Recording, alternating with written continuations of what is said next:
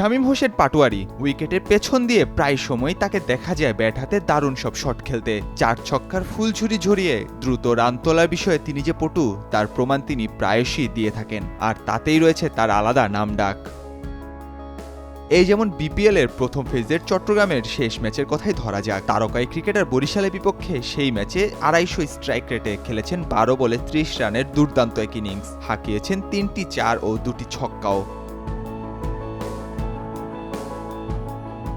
বিশেষ করে ম্যাচের 19তম ওভারে জেমস ফুলারকে ফাইন লেগ দিয়ে র্যাম্প শটে যে ছক্কাটি হাঁকিয়েছিলেন সেটিতে মনে হয়েছিল কিছু সময়ের জন্য যে মিস্টার 360 ডিগ্রি খ্যাত এবি ডিভিলিয়ার্স খেলেছেন সেই শটটি, যদিও প্রায় সময়ই দেখা যায় শামীমকে ম্যাচে এই শটটি খেলতে।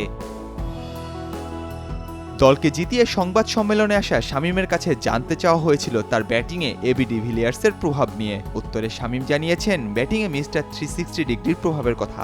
না, এবি ডিভিলিয়ার্সের বলতে আমি ওর ব্যাটিংটা একটু ফলো করি বেশি, আমার অনেক ভালো লাগে স্পেশালি। বিপিএল এর চলতি আসরে ব্যাট হাতে বেশ নিয়মিতই দেখা যাচ্ছে বাঁহাতি এই ক্রিকেটারকে। চিটাঙ্গে প্লে অফে তোলার পথে 12 ম্যাচে তার ব্যাট থেকে 161.21 স্ট্রাইক রেটে এসেছে 266 রান।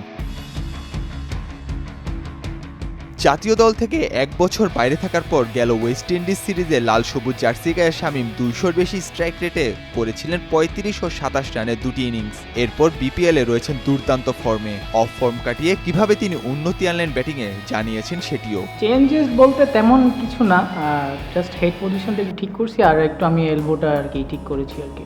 অবশ্যই ভালো লাগতেছে, কজ আমি জানি ও কী টাইপের প্লেয়ার, ও জানে হয়তোবা, আর অবশ্যই সে একটা চ্যাম্পিয়ন প্লেয়ার, তার মধ্যে অনেক হাঙ্গ্রিনেসটা আছে, আর ভালো খেলছে, এটাই ভালো লাগতেছে। আগামী সোমবার প্রথম কোয়ালিফায়ারে চিটাংয়ের প্রতিপক্ষ ফরচুন বরিশাল। সেই ম্যাচ জিতলে সাগরিকার দলটি সরাসরি নাম লেখাবে ফাইনালে, আর সেটি না হলে কিংসদের খেলতে হবে দ্বিতীয় কোয়ালিফায়ারে। নাহিয়ান আরিফিন, নয়া দিগন্ত।